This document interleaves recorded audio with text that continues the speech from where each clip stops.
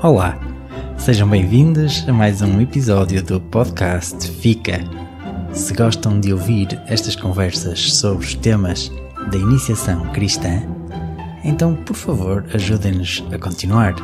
Para tal, podem subscrever e partilhar os nossos canais no YouTube, no Spotify e também no WhatsApp. Mas sem mais demoras, vamos passar ao episódio de hoje.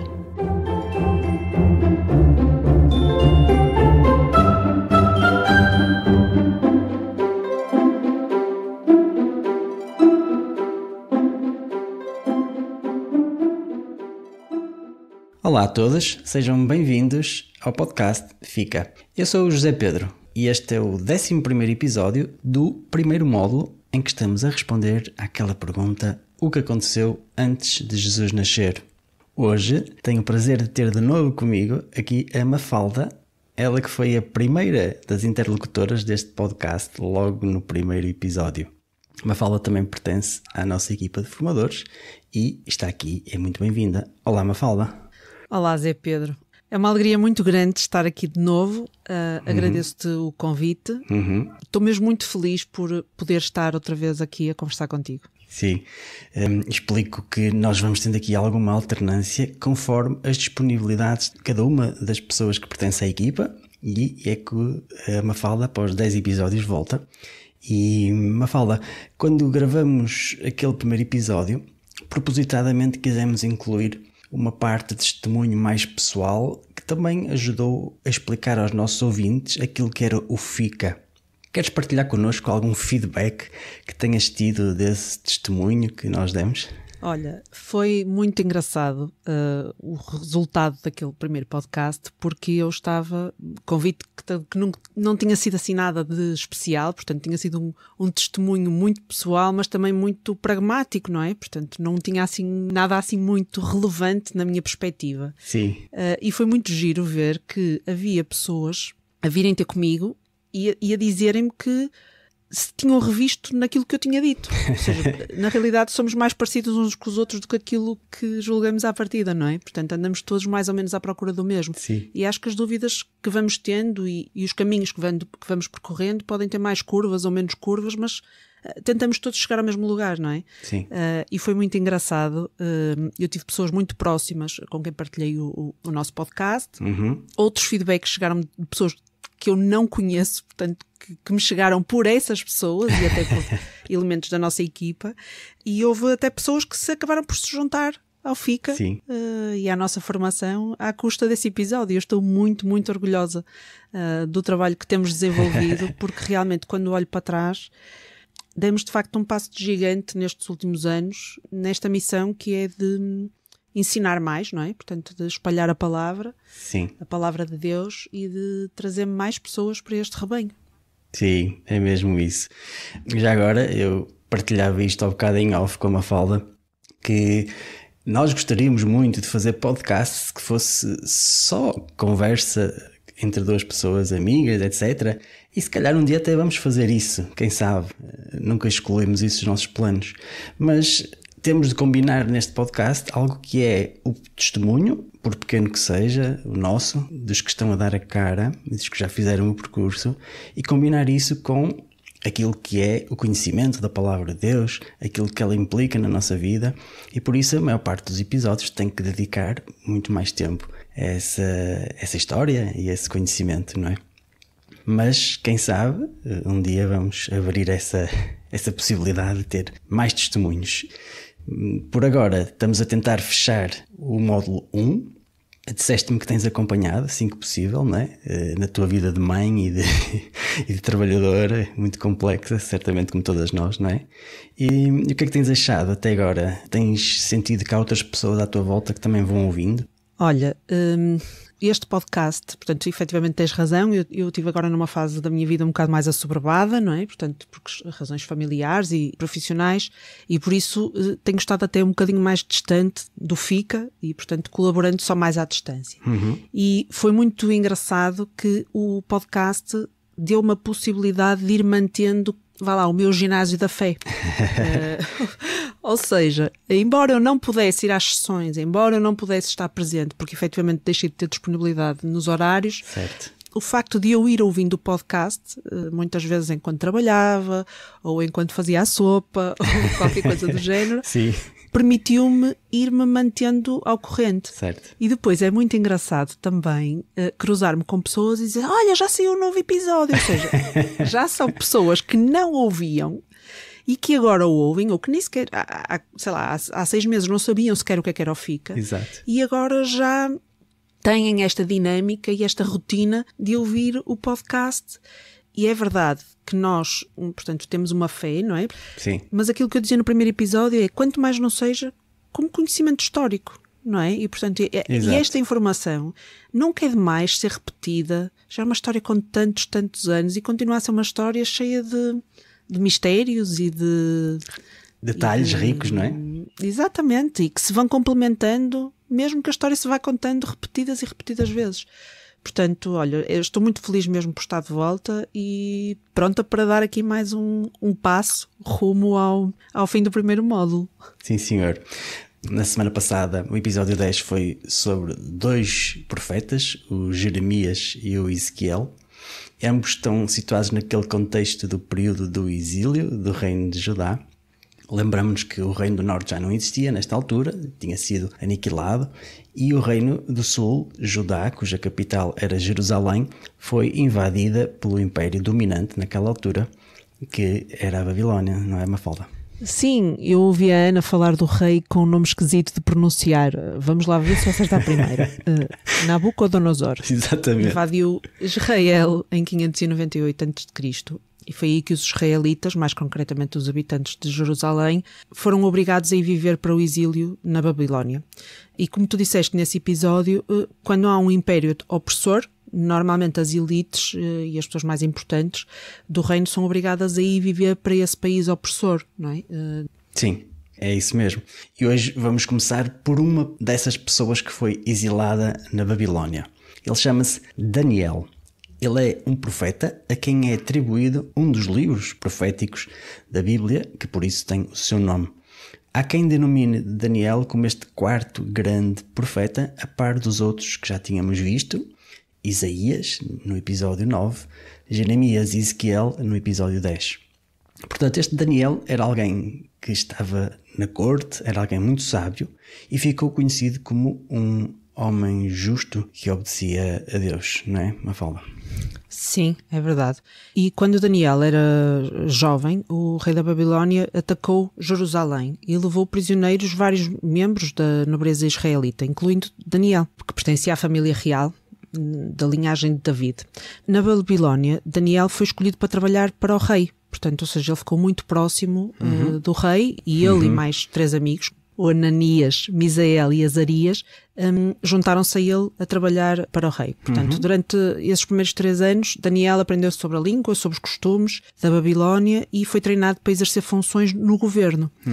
Aquilo que acontece normalmente quando os povos vão para o exílio é exatamente isto, é que sejam integrados na forma de estar e nos costumes do país opressor, não é? Portanto, que é uma forma de os controlarem e de alguma forma evitarem que haja aqui rebeliões. Sim. E, portanto, Daniel fez exatamente isso. Portanto, apropriou-se daquela cultura e, entretanto, acabou mesmo por mudar de nome, passando a chamar-se Baltazar. Sim, é isso mesmo. Mas ali naquele primeiro capítulo do livro de Daniel, nos versículos 15 e 16, mais concretamente, mostra que Daniel não se esqueceu de Deus. Então, numa situação, em vez de comer a comida da mesa do rei, que... Lembramos das tradições judaicas, algumas dos alimentos tinham um significado de impureza, então Daniel decidiu comer apenas legumes. Então assumiu, digamos assim, perante o rei, perante a corte, esta sua fé, e Deus abençoou Daniel pela sua fidelidade e ele tornou-se, juntamente com os seus outros amigos, alguém que tinha profunda sabedoria aos olhos dos conselheiros do rei. Deus deu-lhe uma grande inteligência e capacidade também para interpretar sonhos e visões. Queres contar-nos esses episódios, Mafalda? Sim, há 2 episódios. Portanto, no primeiro o rei teve um sonho e nenhum daqueles seus conselheiros mais próximos o conseguia interpretar. Então o Daniel e os amigos oraram a Deus, que acabou por lhes dar a resposta. E, portanto, Daniel depois acabou por explicar ao rei que o sonho era sobre o futuro e a vinda de um reino eterno.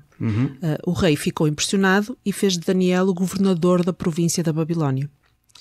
No segundo episódio, Daniel explicou um outro sonho, também ao rei, avisando para se arrepender dos seus pecados, não é? Portanto, que era essencial que se arrependesse dos seus pecados, senão acabaria por enlouquecer. O rei, pronto, neste aspecto já não gostou muito daquilo que Daniel lhe disse, ignorou a interpretação que Daniel lhe tinha dado e acabou mesmo por enlouquecer. Mais tarde acaba por recuperar a sua saúde mental e reconhece Deus, o poder de Deus, e reconheceu e glorificou. Sim.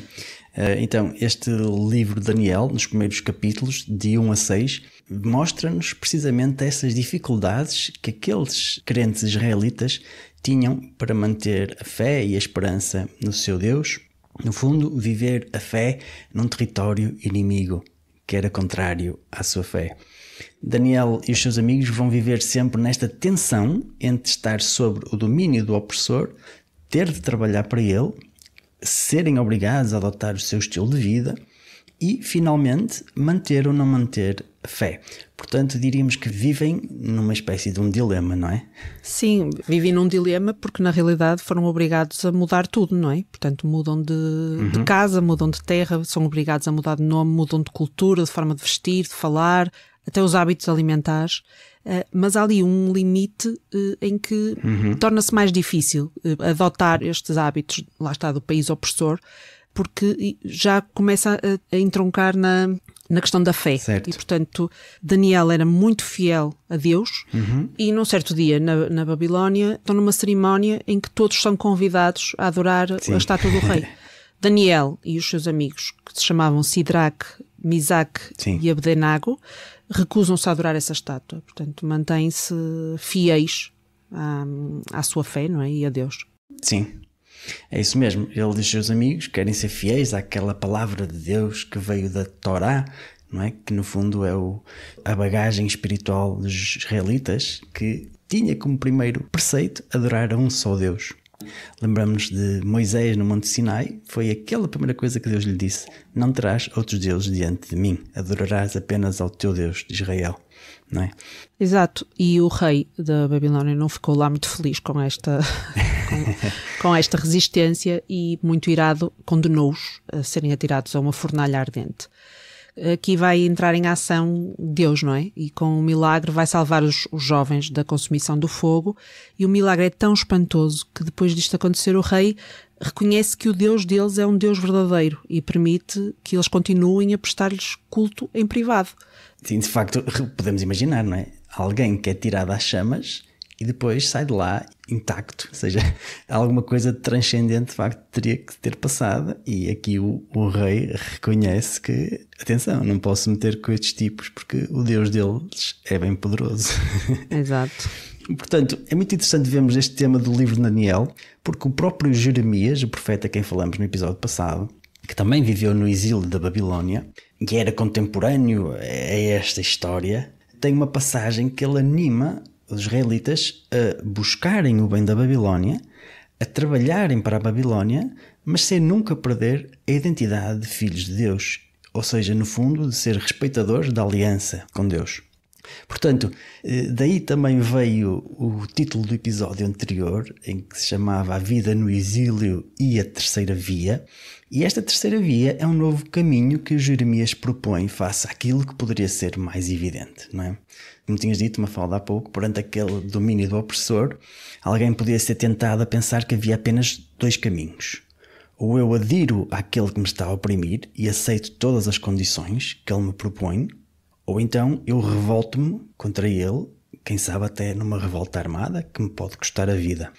Mas o Jeremias diz que há um terceiro, esta terceira via. Também vai ser explorada pelo Daniel, ou seja, servir a Babilónia com lealdade até onde seja moralmente e eticamente possível, mas desenhar uma linha bem clara daquilo que é o seu limite, como tinhas dito há pouco. Aquela linha vermelha que tinhas falado de que não é negociável e daquilo que não é permitido a nenhum israelita, não é? Exato, e é essa linha vermelha que foi traçada por Daniel e pelos seus amigos quando decidiram não adorar a estátua do rei da Babilónia. Efetivamente eles estavam com esse regime, resolveram colaborar até ao limite daquilo que lhes era possível e aceitável, mas a questão da fé e da adoração para eles era de facto uma linha vermelha. E depois o rei da Babilónia acabou por reconhecer que efetivamente isso não seria um problema para eles, não é? Portanto, certo. Esta tensão que acontece a Daniel e aos seus amigos depois também acaba por aparecer, portanto, no tempo de Jesus. Certo. Também havia esta tensão entre os israelitas e os romanos, não é? Que eram na altura o povo opressor. E, portanto, muitos israelitas acabavam por querer a revolta, e a revolta até é armada. E uma altura até perguntaram a Jesus o que é que deviam fazer, não é? Quase que a legitimar, pediam quase a autorização para se poderem revoltar. E Jesus responde-lhes: devemos dar tributo a César. Daí aquela frase que normalmente até se costuma ouvir, que é bastante conhecida, é: dai a César o que é de César e a Deus o que é de Deus. Sim, sim. Portanto, Jesus parece dar aqui uma resposta um bocadinho como Jeremias já tinha dito anteriormente, não é? Que é colaborar naquilo que vos for possível até àquele limite, até àquela linha vermelha que separa a adoração ao nosso Deus ou aos outros deuses, não é? E que viola esse primeiro mandamento. Sim, no fundo é o caminho alternativo que nem é da submissão plena ao opressor nem da revolta. Podemos dizer que é aqui um caminho misto, uma terceira via, que é uma lealdade ao país que nos está a acolher, onde nós estamos a viver, mas também de subversão perante os ídolos ou as coisas erradas que se passam nesse país. Portanto, uma espécie de lealdade subversiva. Se pensarmos bem, Mafalda, e isto é um exercício que eu convido também os nossos ouvintes a fazer, nós, hoje em dia, que já não vivemos nesses tempos, nem do tempo do Império Romano, nem do Império da Babilónia, mas, se pensarmos bem, nós hoje cristãos também vivemos nesta tensão, porque enquanto cristãos, o nosso reino, o reino prometido de Deus, ainda não vingou totalmente, ainda não veio na sua plenitude. Nós sabemos que ele virá. Jesus prometeu vir no fim do mundo e o seu reino vai triunfar. Mas até que lá, até que ele venha e prevaleça no final dos tempos, nós também vivemos como vivia Daniel e os amigos, não é, Mafalda? Sim, aliás, o próprio apóstolo São Pedro, numa carta que faz aos seus discípulos, diz-lhes que eles ainda vivem como se fosse na Babilónia. E claro que a Babilónia, na época de São Pedro, já nem existia. Foi um império que acabou muito antes. Mas o que ele se estava a referir é que, no fundo, que a Babilónia, na Bíblia, está conotada com esta instituição humana, com este poder terreno que, no fundo, exige aos seus discípulos redefinir o bem e o mal, e que eventualmente são contrários à vontade de Deus, à aliança que ele tinha feito com o seu povo. Sim, portanto, nós hoje vivemos na nossa sociedade, na nossa vida normal, provavelmente também vivemos na Babilónia, ou numa Babilónia, no abstrato, porque muitas vezes estamos confrontados com estes poderes terrenos que, por vezes, nos subjugam ou nos obrigam a tomar decisões diferentes daquilo que seria a vontade de Deus. E aqui no ambiente do trabalho, a nível profissional, há muitas questões particulares que mexem com questões da nossa fé. E então estamos sempre nesta tensão entre lealdade perante a Babilónia, perante a sociedade, procurar o bem-estar desta sociedade, desta Babilónia, trabalhar para ela, mas nunca ao ponto de pôr em causa a nossa fé, ou seja, traçar as linhas vermelhas, não é? A nossa fé e os nossos princípios, não é? Exatamente. Eu lembro-me, a propósito disto, que num dos anos anteriores, nas sessões de formação do FICA, nos aconselhavas a ver alguns vídeos do The Bible Project. E lembro-me em concreto desse vídeo que se chama Exílio. Recordas-te? Sim, claro que recordo. Aliás, esse projeto é muito bom e, do ponto de vista católico, reconhecemos muito mérito a este projeto, que é feito por outros irmãos cristãos na fé, que são evangélicos, a partir dos Estados Unidos. E o objetivo deles é experimentar os conteúdos da Bíblia de uma maneira muito acessível e envolvente. E já agora, entre nós católicos, Jesus no Evangelho diz-nos esta frase que nos pode ajudar também a abrir as portas a outros irmãos cristãos, que é: quem não é contra nós é por nós, não é? E tudo que vem por bem é bem-vindo, não é? Portanto, neste percurso achamos que é um apoio útil no processo de aproximação aos textos sagrados em que Deus nos vai falando. Apenas sugerimos que o discernimento seja feito para a composição daquilo que são o número total de livros da Bíblia Católica e Evangélica, que difere ligeiramente, mas sobre isso vocês podem ouvir o episódio 3, salvo erro. Fechando aqui o parênteses sobre o The Bible Project, falavas desse vídeo Exílio, que por acaso também gosto muito. Peço desculpa que te interrompi. Sim, e esse vídeo, portanto, fala de como no exílio tudo fica desorientado, porque se está no desconhecido. E na história da Bíblia, os antigos israelitas na Babilónia perguntavam-se: como viemos parar aqui? E há alguma esperança de voltarmos para casa?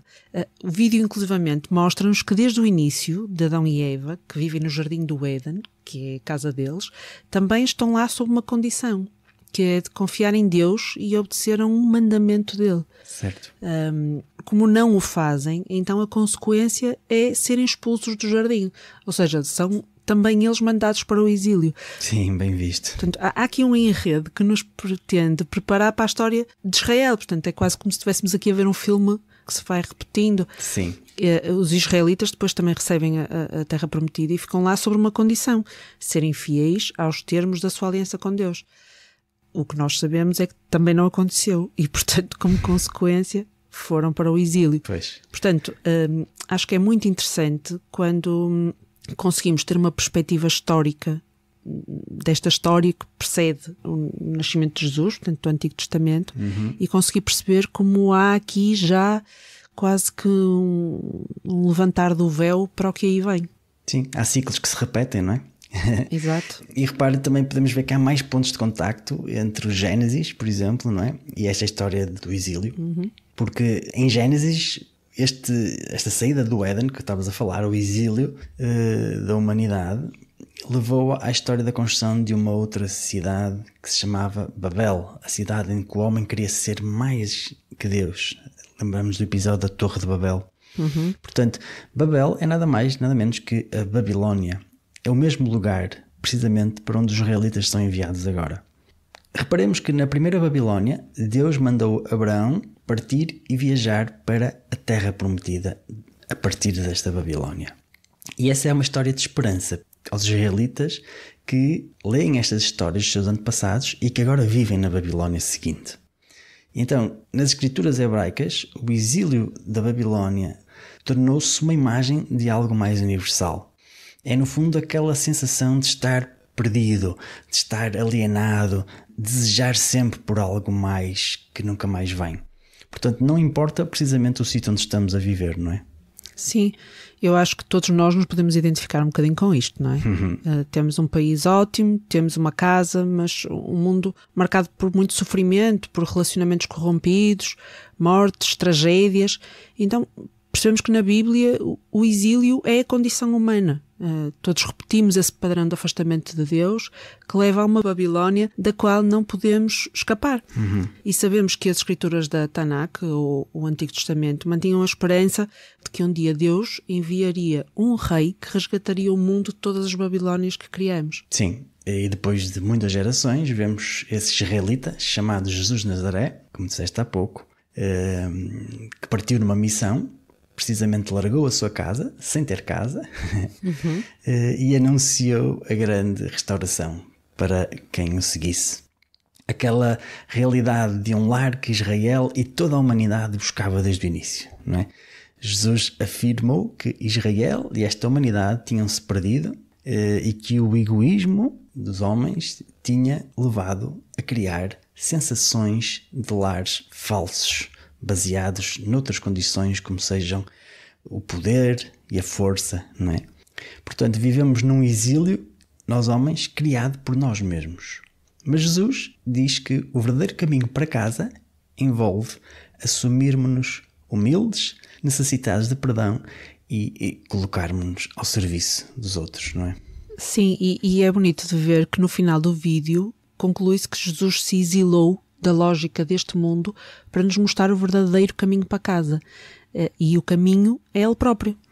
Para chegar ao nosso verdadeiro lar, que é o jardim inicial, o céu, o paraíso, o contacto pleno com Deus. Certo.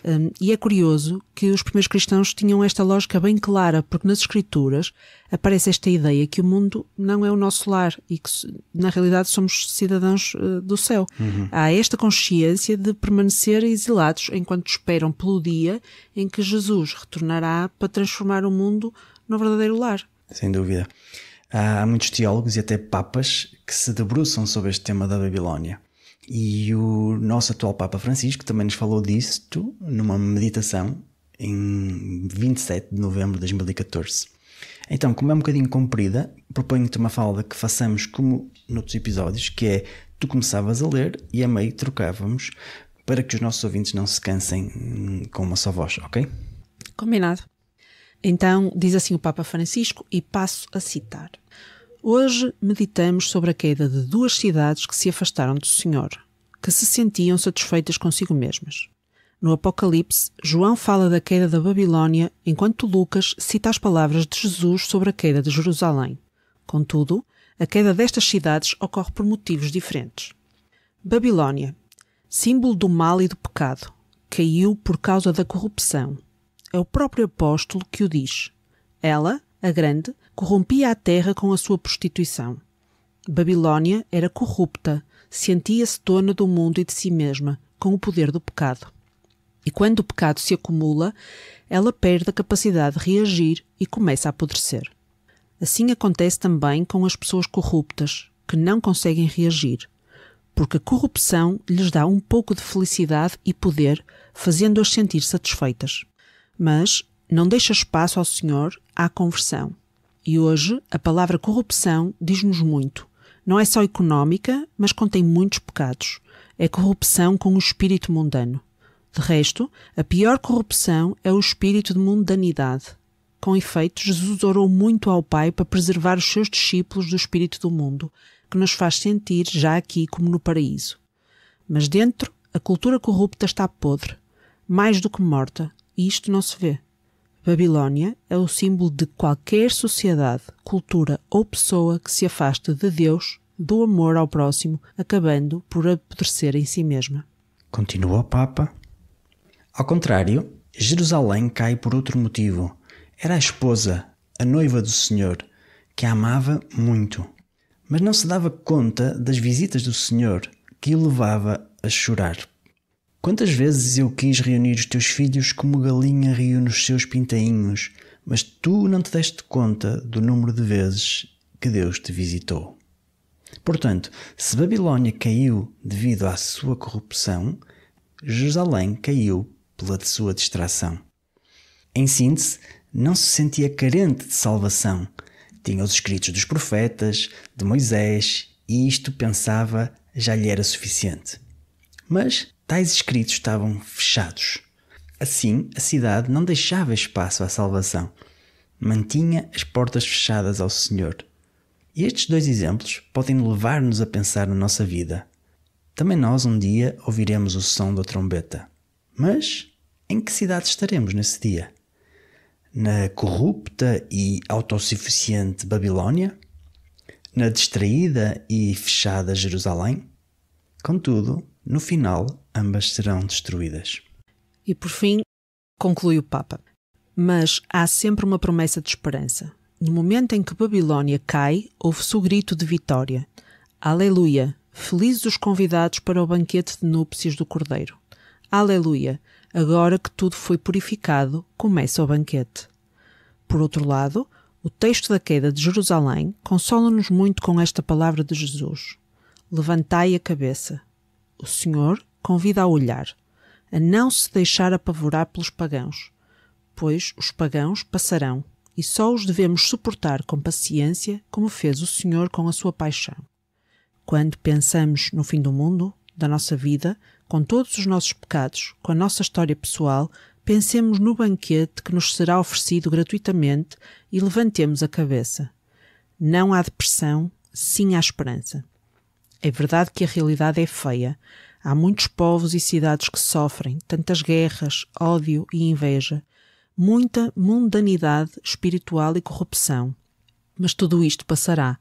Devemos pedir ao Senhor a graça de estar preparados para o banquete que nos espera, com a cabeça sempre levantada. Fim de citação. Muito bem.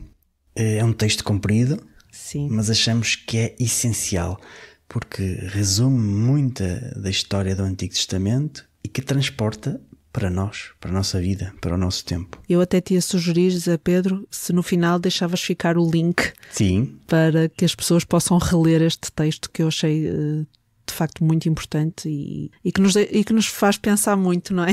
Sim.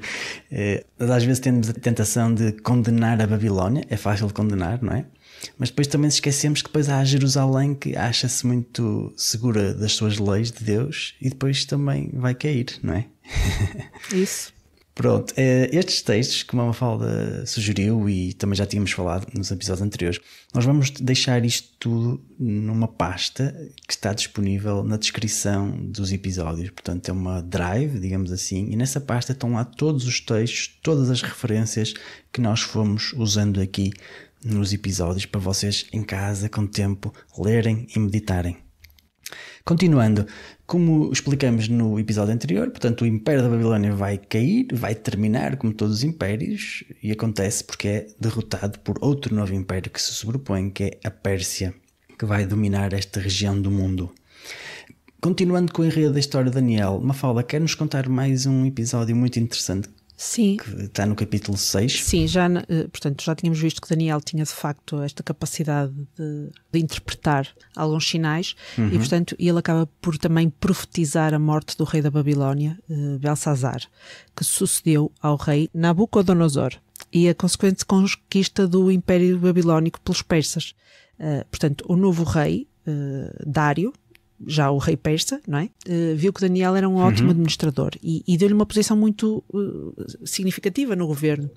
E, portanto, os outros membros do governo, pronto, não ficaram lá muito felizes com esta opção e, portanto, queriam o mais possível afastá-lo, porque achavam chamada inveja, digamos exatamente, assim. Não é? Exatamente. Portanto, ficaram com inveja de Daniel, porque de facto era do povo oprimido, não é? E agora o rei chamava-o para lhe dar conselhos, era um bocado estranho. E, portanto, os outros membros do governo andaram a tentar ver como é que conseguiam afastar o Daniel, mas ele era tão honesto, que eles não arranjavam qualquer situação em que pudessem acusar e usar essa acusação contra ele. Pois. Então, os conselheiros do rei, o que é que fizeram? Convenceram-no a criar uma lei que proibia, durante 30 dias, a adoração a outros deuses para além do próprio rei. E como eles tinham previsto, não é? Daniel, firme aos seus princípios, desobedeceu e continuou a rezar a Deus 3 vezes ao dia. Pois. Acabou por ser apanhado em flagrante e o rei ficou bastante triste, não é? Porque gostava mesmo de Daniel e não queria que as coisas acabassem assim, mas também não podia voltar atrás na lei, sob pena de abrir aqui um precedente depois difícil de fechar. Claro. Então, como consequência, viu-se forçado a condenar Daniel à morte e acabou por lançá-lo à Cova dos Leões. Certo. Na manhã seguinte, o rei abriu a Cova dos Leões e descobriu que o Daniel estava vivo. Portanto, Deus, exatamente, Deus tinha protegido Daniel dos leões. Sim, e este rei, o Dário, ficou muito aliviado e contente com isso. Vamos só fazer aqui um posicionamento cronológico. Portanto, o Daniel primeiro esteve ao serviço do rei Nabucodonosor, da Babilónia. Entretanto, este império foi conquistado pelos persas, pelo primeiro grande rei persa, que era o Ciro, que vai permitir em 539 que os israelitas voltassem a Jerusalém. Mas, entretanto, depois veio um outro rei, um novo rei, este Dário, que estamos aqui a falar agora, e naturalmente que houve pessoas do povo de Israel que foram permanecendo também na Babilónia, como foi o caso de Daniel, quando se deu este episódio da Cova dos Leões. Portanto, voltando um bocadinho o filme atrás, o Ciro da Pérsia, que já tínhamos falado também no episódio anterior, apesar de ter sido um grande conquistador, respeitava as religiões dos povos que ia conquistando e permitiu aos exilados da Babilónia voltarem ao seu país de origem, não é? Sim, e os israelitas eram um desses povos. Portanto, o rei Ciro vai inclusivamente ajudar com dinheiro. Não só lhes vai dar a liberdade de regressarem a casa, como também lhes vai dar meios para que o consigam fazer. E é alguém muito bem visto, até na própria história da Bíblia, porque permite esta liberdade religiosa e de poder de que cada um voltasse à sua terra. Portanto, historicamente, o cativeiro da Babilónia tem fim em 539 a.C. E é nessa altura que os israelitas começam a regressar a Jerusalém. Sim. Portanto, já perceberam que nós estamos aqui a saltar entre alguns dos livros. Vamos agora encerrar o livro de Daniel, mas devemos dar esta nota. Nós estivemos a analisar apenas a primeira parte do livro de Daniel. Como vimos, a ação decorre durante as épocas da Babilónia e posteriormente da Pérsia. E Daniel estava entre os exilados e continuou lá na Babilónia. Mas este livro sabemos que foi concluído muito mais tarde, assim como aconteceu também com o livro do profeta Ezequiel. Daniel vai ter umas previsões que parecem dizer respeito a um futuro muito distante, podemos dizer ao fim do mundo. É o chamado estilo apocalíptico. O Apocalipse do Apóstolo São João continua este género literário e é fortemente influenciado por Daniel. Ok, e portanto eu presumo que vamos encerrar este capítulo, mas antes de avançarmos parece-me que é um momento para fazermos a nossa pausa. Sim. Descansarmos um bocadinho, vermos um bocadinho de água. Que dizes? Acho muito bem. Vem mesmo a calhar porque a seguir vão entrar em cena dois novos personagens que vão dar substância ao título que damos ao episódio, que é o regresso e a renovação dos corações. Por isso, não percam e até já. Até já. Formação, catequese, igreja. Eu não sei se isto é para mim. Olha, nós achamos mesmo que sim, porque... Citando uma frase conhecida, a Igreja Viva não é um clube de gente perfeita. Pela vontade de Jesus, é um lugar para a mudança gradual de gente comum. Tal como nós, tal como tu. Fica conosco.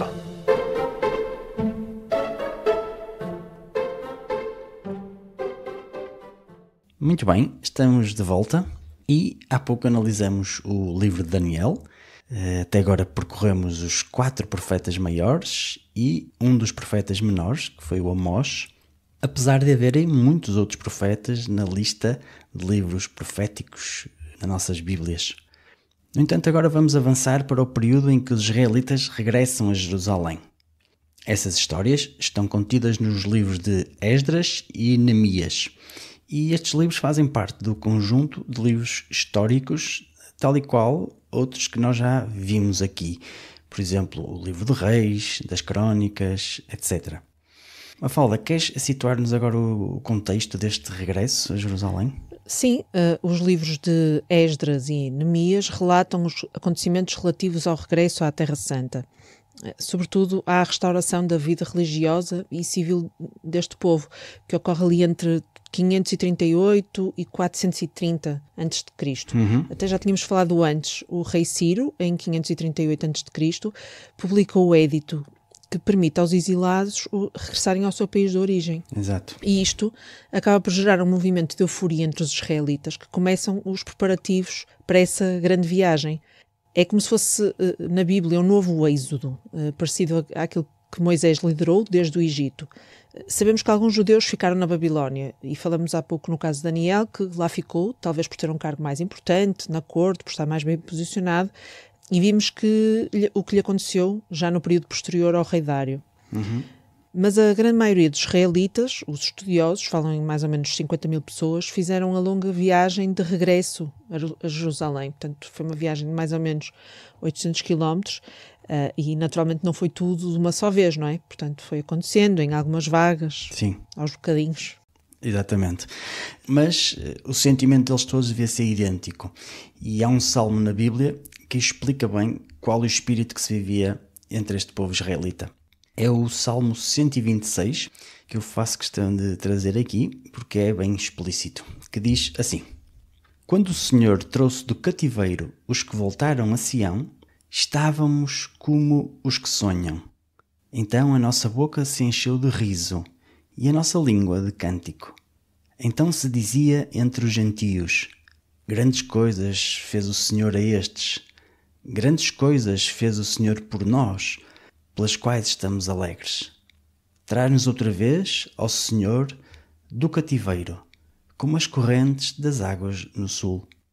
Os que semeiam em lágrimas cegarão com alegria. Aquele que leva a preciosa semente, andando e chorando, voltará, sem dúvida, com alegria, trazendo consigo os seus molhos. Fim de citação. Mas, Mafalda, assim, os primeiros a chegar a Jerusalém talvez não vão ficar muito contentes quando lá chegam, não é assim? Sim, é verdade. Foi uma grande desilusão, porque a cidade de Jerusalém e o próprio templo estavam completamente destruídos. Além disso, a terra de Judá estava ocupada por estrangeiros que hostilizavam os recém-chegados. Portanto, aquela terra já não era propriamente a deles. Já não era aquela que eles se lembravam. Certo. E agora era necessário começar um trabalho de restauração, de reerguer a terra tal e qual como a conheciam. A primeira vaga que vem do exílio é liderada por Zorobabel e Josué, e o seu primeiro encargo é reconstruir o seu templo. Mas o que acontece é que, na verdade, este templo vai demorar muitos anos a ser reconstruído e vai ser uma tarefa muito, muito difícil. E a inauguração deste segundo templo de Jerusalém só vão acabar a construção em 518 a.C., e que era muito menos grandioso que o original, o grande templo de Salomão. Certo.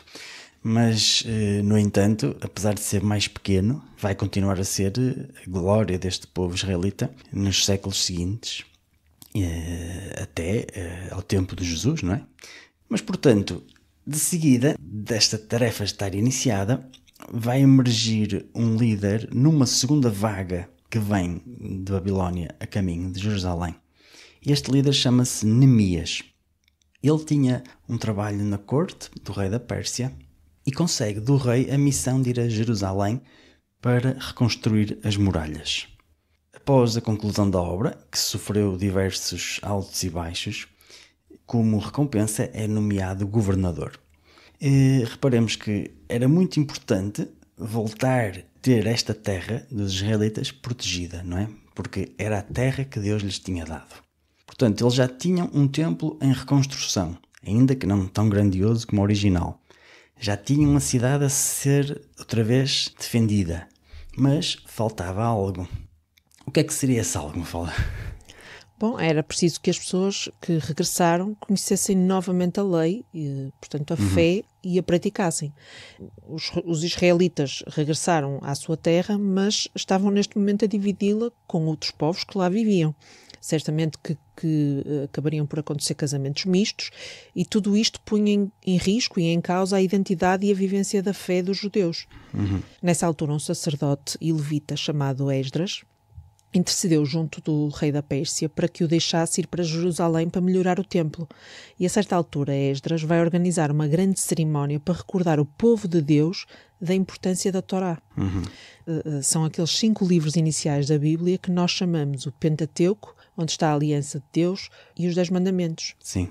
Neemias reuniu todo o povo e os representantes, os idosos e os mais velhos, os anciãos, que representavam cada uma dessas partes do povo e que estavam todos reunidos em assembleia em conjunto. Sim, e de facto, reparemos, mais importante que as paredes do templo reconstruídas, que as muralhas reconstruídas, eram precisamente as próprias pessoas, os seus corações.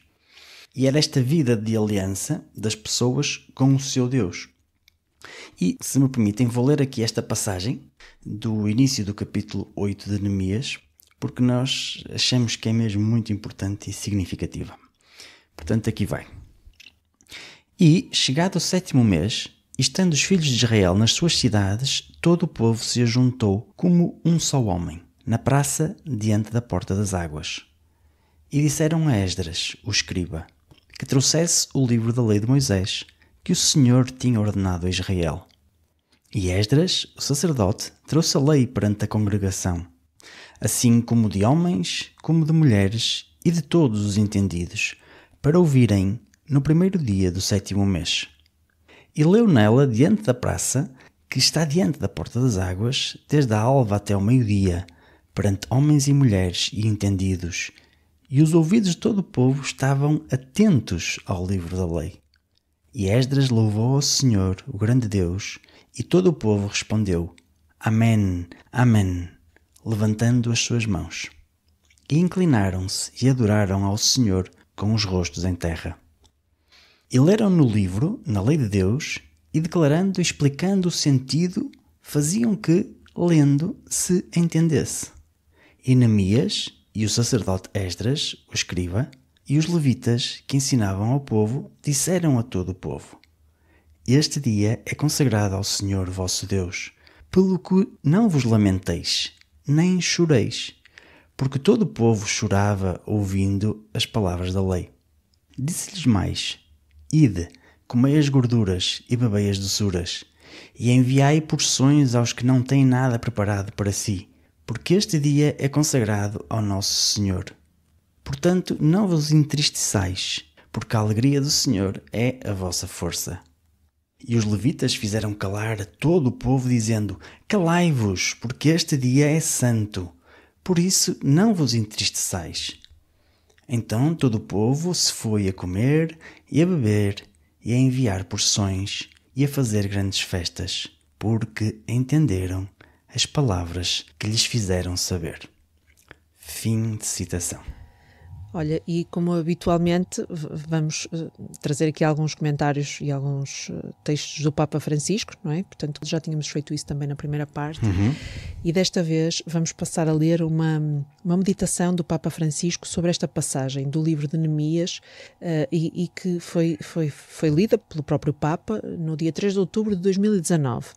E, portanto, eu vou começar e sugiro que a meio troquemos, está bem? Ok, sim senhor. Então, diz assim o Papa Francisco: Todo o povo se reúne na praça em frente à porta das águas e o sacerdote Esdras abriu o livro à vista de todo o povo. Quando o abriu, todo o povo ficou de pé. Estamos acostumados a ter este livro, que é a palavra de Deus, mas eu diria, estamos mal acostumados. Este povo tinha fome da palavra de Deus. Por esse motivo, quando vê o livro da palavra, fica em pé. Mas pensem que isso não acontecia há décadas. É o encontro do povo com o seu Deus, o encontro do povo com a palavra de Deus. Neemias era o governador, Esdras, o sacerdote e escriba, e os levitas que administravam o povo disseram a todos: Este dia é consagrado ao Senhor. Para nós católicos, esse dia é o domingo. É o dia do encontro do povo com o Senhor. O dia do meu encontro com o Senhor é um dia de encontro. Neemias, Esdras e os levitas exortavam as pessoas a não ficarem tristes e a não chorarem. De facto, todo o povo chorava ao ouvir as palavras da lei. Chorava de emoção, chorava de alegria. Quando ouvimos a palavra de Deus, estamos atentos? Deixo que toque o meu coração ou estou ali, olhando para o teto, pensando em outras coisas, e a palavra entra por um ouvido e sai pelo outro? Não me chega ao coração. Quando a palavra chega ao coração, há o choro de alegria e há uma festa. Não se pode entender a festa de domingo sem a palavra de Deus. Não se entende. Continuou o Papa. Então Neemias lhes disse: Ide para vossas casas e comei carnes gordas. Tomai bebidas doces e reparti com aqueles que nada prepararam, pois este dia é santo para o nosso Senhor. Não fiqueis tristes, porque a alegria do Senhor será a vossa força. A palavra de Deus alegra-nos. O encontro com a palavra de Deus enche-nos de alegria. E essa alegria é a minha força, é a nossa força. Os cristãos são alegres porque aceitaram, receberam no coração a palavra de Deus.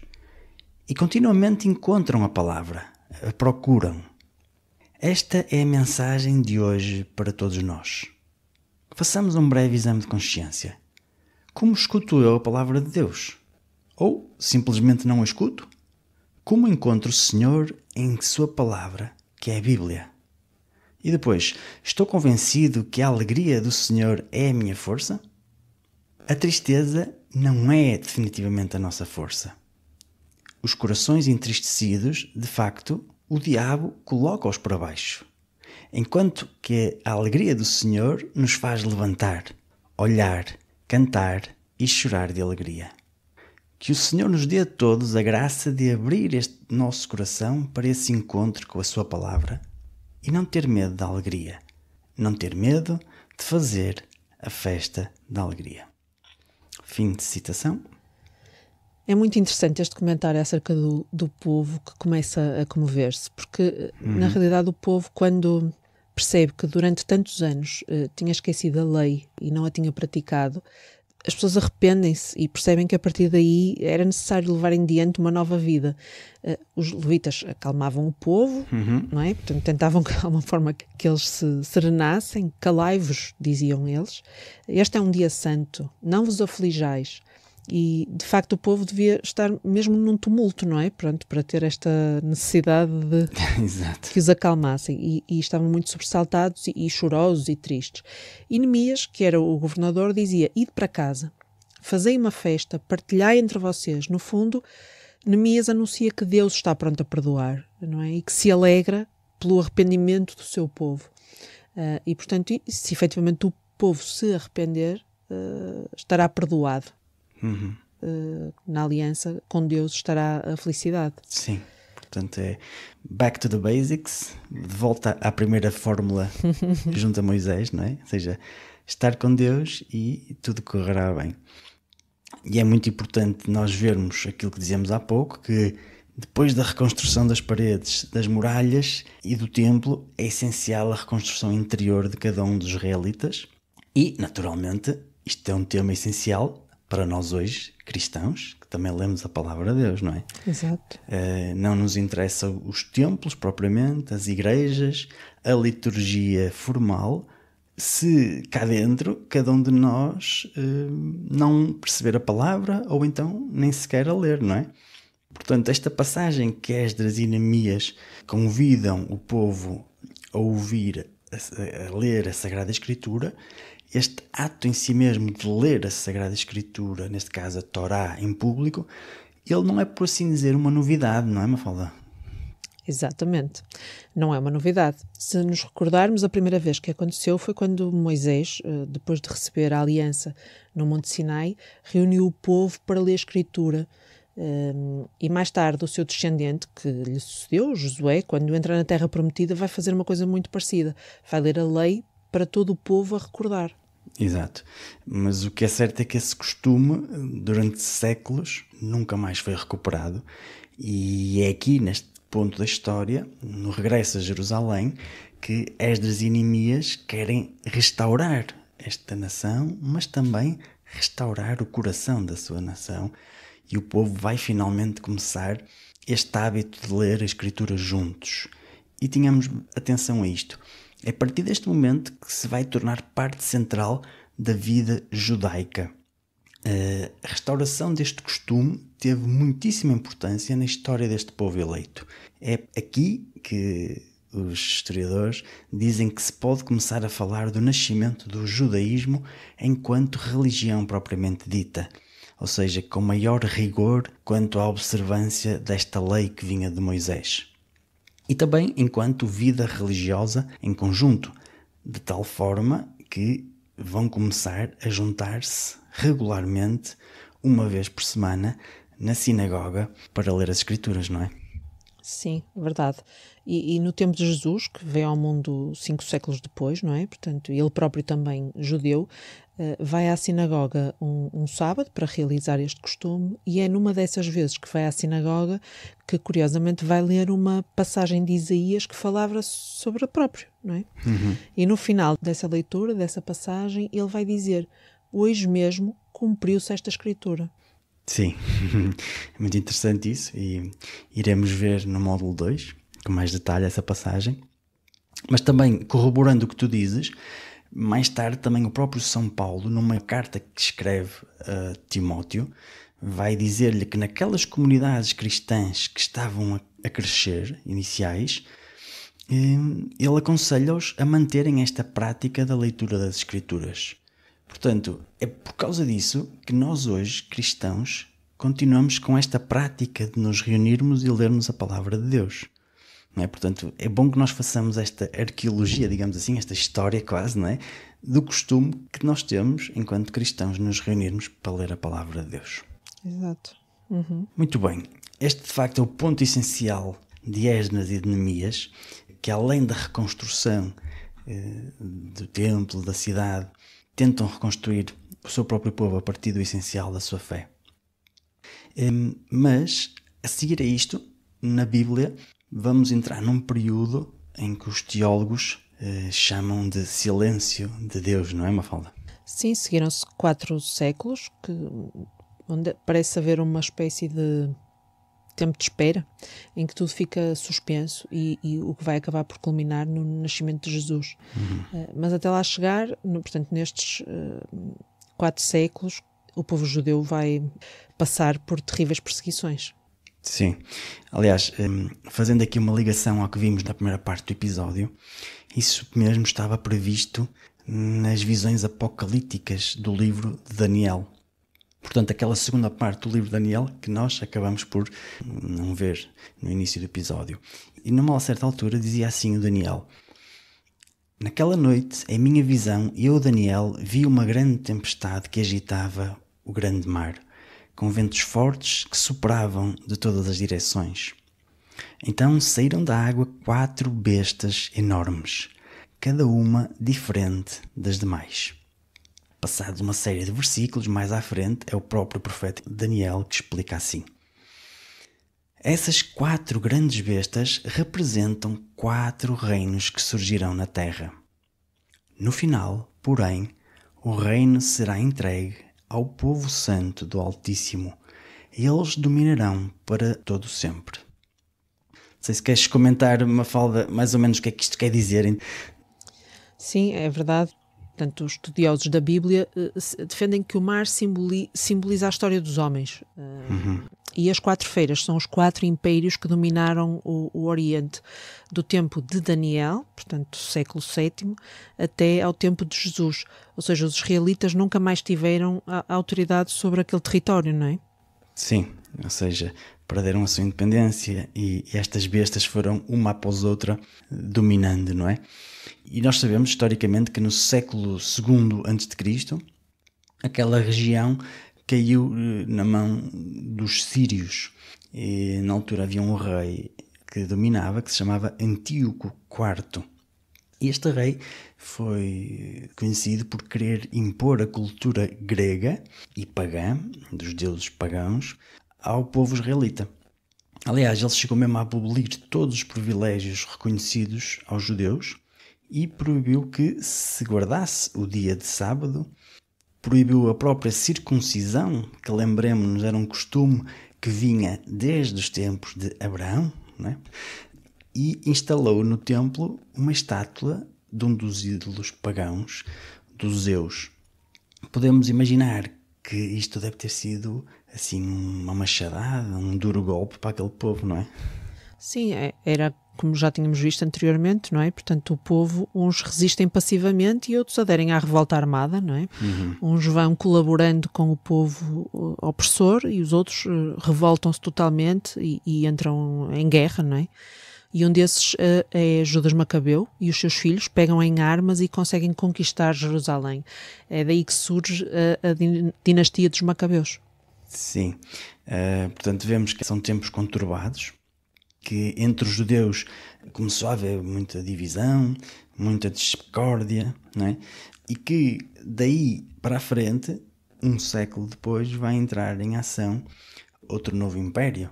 E aí já estamos a falar do Império Romano, que no ano 63 a.C., pelas mãos do imperador Pompeu, vai integrar aquela zona do Médio Oriente, que nós conhecemos como a Palestina, não é? Território de Israel, vai integrá-la no Império Romano, não é? Sim, mas os israelitas agarravam-se às profecias do livro de Daniel, que no final anunciavam uma libertação. Portanto, essa mensagem de esperança que os ajudava a suportar as perseguições do rei Antíoco, certo, com fé e crentes de que a vitória final seria de Deus e do seu povo, do povo eleito. Sim, estas profecias eram muito importantes, como diz, eles agarravam-se a elas. E é interessante sempre ver que o povo judeu quis sempre reagir a esta cultura grega dominante nestas regiões onde eles viviam. E também por isso percebemos como surgiu a própria história da Bíblia, não é? Porque foi nestes momentos de repressão da fé que os judeus tinham necessidade de compilar as suas histórias, a sua fé, a sua sabedoria. Aquela sabedoria que deve ter aquele que segue a Deus, não é? Por exemplo, um dos livros do Antigo Testamento, que se chama propriamente o Livro da Sabedoria, surgiu precisamente nesta altura, por volta do século I a.C., na colónia de alguns judeus que viviam em Alexandria. Não é? Sim, e nesse livro o autor sagrado sublinha que o importante aos olhos de Deus é ser justo. Só o justo viverá eternamente. E o povo de Israel deve dar testemunho dessa vida na justiça aos outros povos. Deve efetivamente dar o exemplo. Exatamente. Portanto, vemos que há aqui um contexto, não é?